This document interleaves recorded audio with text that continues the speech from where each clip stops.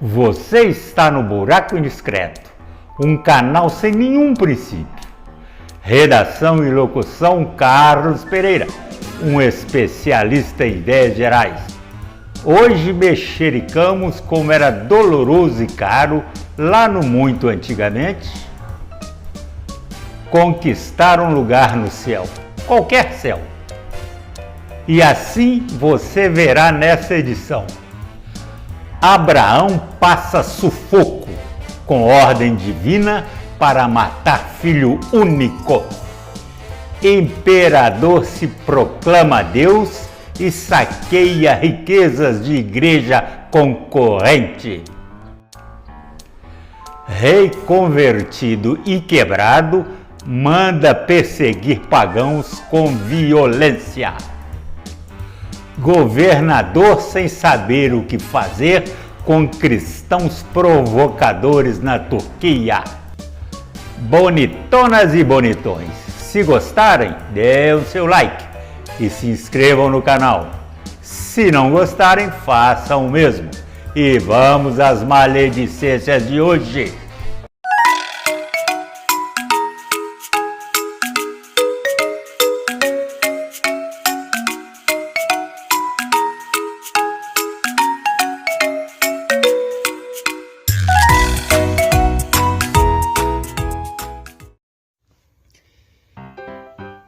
Jeová manda profeta assassinar o filho único no alto do morro.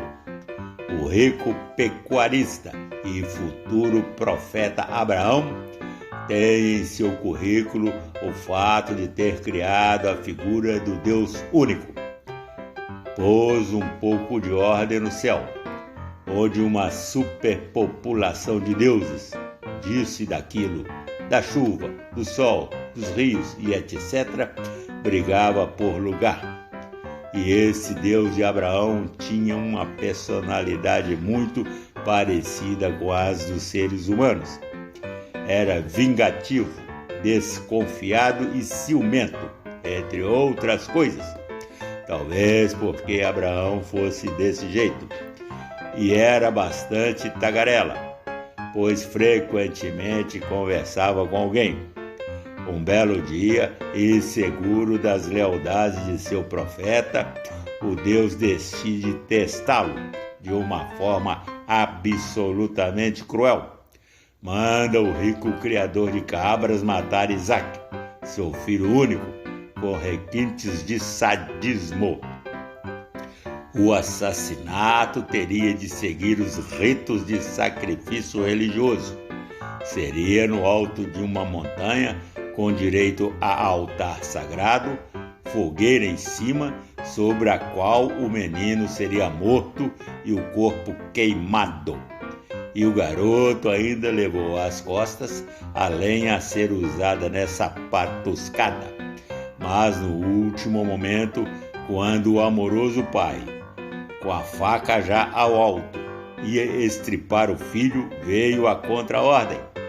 Deveria substituir a vítima humana por um cordeiro, que, não se sabe como, apareceu do nada. Apesar de tudo acabar bem, como nos filmes americanos, supõe-se que a criança só não ficou pendurada o resto da vida em tratamento psiquiátrico pós-traumático, porque não os havia ainda, mas com certeza nunca mais dormiu sossegada com o pai por perto. O comportamento suicida de cristãos preocupa governador romano na Turquia.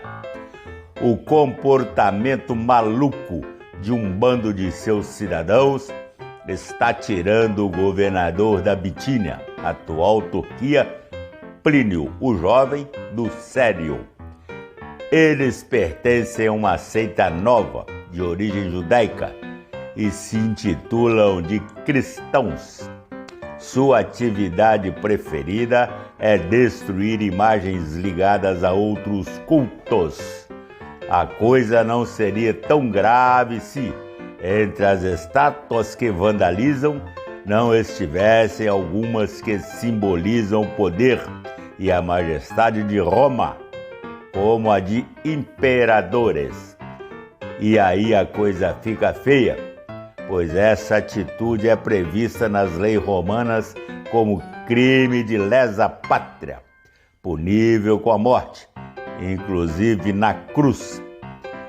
Como esse tipo de condenação tem de ser autorizada diretamente pelo imperador, Plínio mandou carta ao dito cujo, o Trajano, na correspondência, onde pede instruções sobre o que fazer, diz não entender o comportamento dos destruidores de estátuas e se pergunta por quê, se eles querem tanto se suicidar, não escolhem um meio mais fácil, se enforcando ou pulando de um precipício. A resposta do imperador foi tranquilizadora para os quebradores de estátuas. Recomendou prudência ao seu representante, que deveria apurar o comportamento dos suspeitos com muito cuidado. Ele achou que, devido ao seu reduzido número, os cristãos não representavam perigo político sério. Essa atitude provocativa dos seguidores de Jesus era padrão em todo o império. Eles achavam que o tal de dia de juízo final, anunciado por Cristo, estava demorando muito e decidiram apressar o processo, provocando represálias fatais das autoridades. E quando essas não reagiam como esperado, exigiam o cumprimento da lei.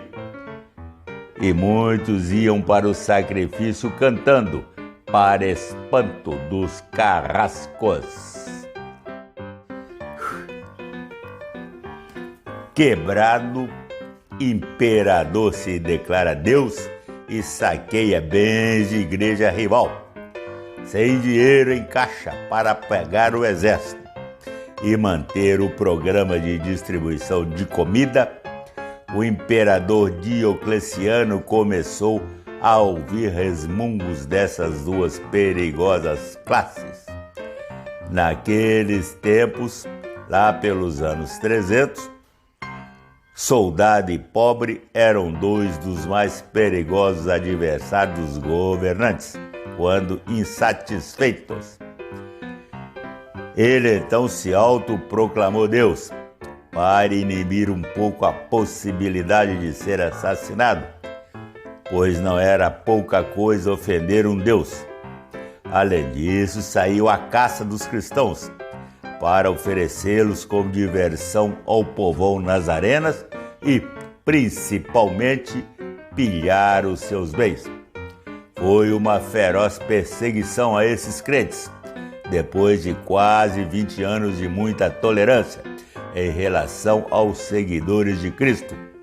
A boa vontade de Diocleciano era tanta com a nova religião que ela invadiu sua intimidade. Sua mulher e filha flertaram com muita intensidade com o cristianismo, e 4 de seus eunucos e principais assessores se converteram abertamente. Além de confiscar os bens dos cristãos e de suas assembleias, seus soldados caçaram, torturaram, incendiaram igrejas e etc. Essa foi a última e marcante medida governamental. Depois dela e de 20 anos de governo, Diocleciano abdicou do trono. Terminou seus dias 9 anos depois, cuidando de rosas e muito doente. E mais ou menos na mesma época foi suspensa a perseguição aos cristãos, que puderam acreditar no que quiseram em paz. Rei se converte ao cristianismo e faz pagãos pagarem pato. Depois de Diocleciano infernizar a vida dos cristãos, chegou a vez dos pagãos, a religião concorrente, sentir o peso do chicote. Tudo por causa de dinheiro, novamente. um imperador romano, Constantino, decidiu construir uma cidade para chamar de sua. Foi a Constantinopla, hoje mais conhecida como Istambul. Mesmo raspando seus cofres, não teve dinheiro suficiente para o empreendimento. Decidiu então pilhar o patrimônio da parte mais rica de seus súditos. Como a maior parte desses infelizes seguia o paganismo, Constantino não teve dúvidas. Se converteu ao cristianismo para poder declarar guerra aos pagãos com uma bela justificativa teológica. Além das riquezas confiscadas aos compatriotas pagãos, criou impostos novos e mandou soldados buscar obras de arte onde houvesse. Na Grécia, inclusive, saqueou e escorchou a quem pôde, mas deixou pronta a bela Constantinopla. Por mais de 1000 anos, uma joia cristã, com um pé na Ásia e outro na Europa, e desde 1400 e poucos, com o nome de Istambul, capital de um país muçulmano light.